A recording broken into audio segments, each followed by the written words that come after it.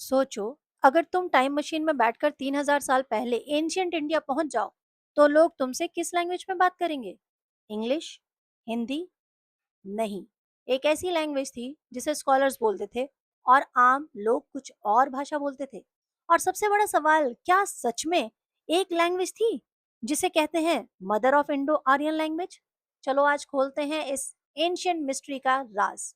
आज हम जानेंगे एंशियंट इंडिया की वो हिडन वर्ल्ड जहां लैंग्वेज सिर्फ बोलने का जरिया नहीं थी, बल्कि पावर, नॉलेज और आइडेंटिटी का सिंबल भी थी।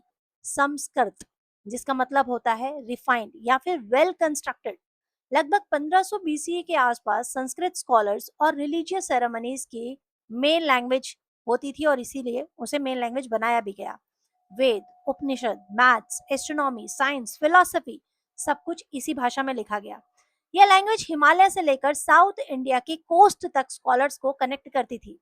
मतलब उस टाइम संस्कृत एक तरह की एंशियंट पैन इंडिया लैंग्वेज थी। लेकिन प्लॉट में ट्विस्ट कब आया? हर कोई संस्कृत नहीं बोलता था। कॉमन पीपल रोजमर्रा की लाइफ में बोलते थे प्राकृत। प्राकृत का मतलब होता है नेचुरल या फिर कॉमन लैंग्वेज।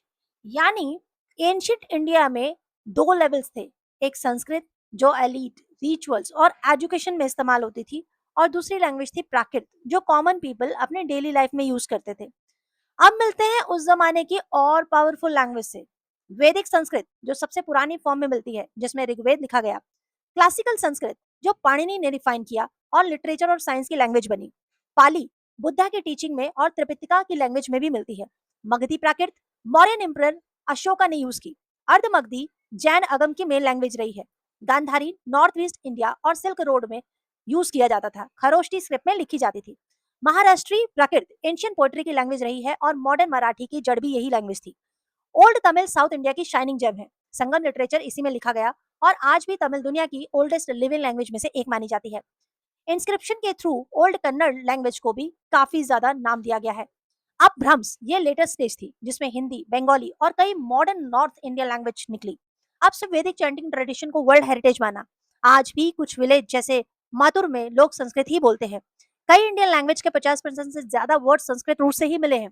इन लैंग्वेज को लिखने के लिए यूज होती थी ब्राह्मी स्क्रिप्ट जो आज की ऑलमोस्ट सब इंडियन स्क्रिप्ट की एंसेस्टर मानी जाती है। और नॉर्थ वेस्ट में यूज होती थी खरोष्टी। तो एंशियंट इंडिया में सिर्फ एक लैंग्वेज नहीं थी, बल्कि एक पूरा लैंग्वेज यूनिवर्स था।